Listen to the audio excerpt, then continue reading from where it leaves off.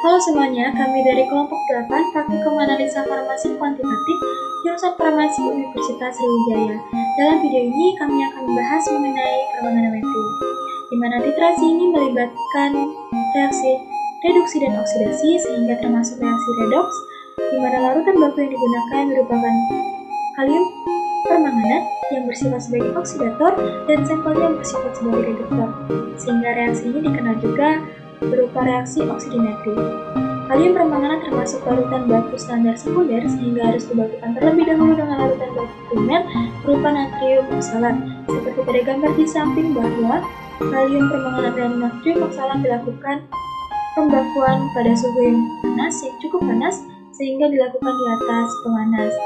Kemudian titrasi ini tidak melibatkan indikator lain karena kalium permanganat sudah memberikan perubahan warna yang cukup signifikan dan mencapai titik akhir titrasi dengan perubahan warna menjadi merah muda, sehingga kalium permanganat juga dikenal sebagai output indikator. Reaksi yang terjadi pada titrasi permanganometri ini diantaranya MnO4 ini bereaksi dengan H+ dan elektron menghasilkan Mn2+ dan molekul air, di mana Mn2+ inilah yang menyebabkan terjadinya perubahan warna menjadi merah muda.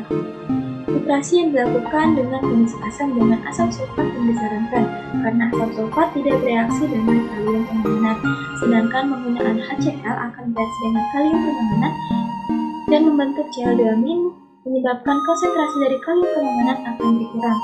Kemudian pada kondisi netral akan membentuk mangan dioksida dan kondisi basa akan menyebabkan terbentuknya MnO4 yang selanjutnya akan membentuk MnO2 di mana mangan dioksida ini berupa katalis penguraian kalium permanganat. Cara kerja, pembuatan larutan standar sekunder 3,16 gram KMNO4 dalam 1 liter Aquades, dididihkan selama 15-20 menit, kemudian disaring dengan gelas wall. Selanjutnya ditampung dalam botol, disaring apabila selama penyimpanan mengendap.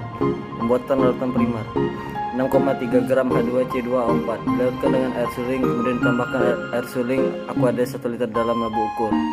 Selanjutnya pembakuan 10 ml H2C2O4 dalam Erlenmeyer, kemudian ditambahkan 6 ml H2SO4 4N, kemudian dipanaskan pada suhu 80-90 derajat Celcius. Selanjutnya dititrasi dengan KMNO4 0,1 N sampai terbentuk warna rose. Selanjutnya penentuan kadar H2O2 10 ml H2O2 dalam Erlenmeyer, ditambahkan 6 ml H2SO4 4N, dipanaskan pada suhu 40 derajat Celcius. Selanjutnya dititrasi dengan KMNO4 0,1 N sampai terbentuk warna rose. Data hasil pengamatan pembakuan larutan KMNO4, didapatkan N2 0,08 N. Penetapan kadar H2O2, dapatkan N2 0,179 N. Mg rata-rata 27,17 Mg. Persen kadar rata-rata 0,187%. Pada praktikum kali ini membahas mengenai titrasi permanganometri. Tujuan dari titrasi permanganometri untuk mengetahui persen kadar dari hidrogen peroksida dengan permanganometri.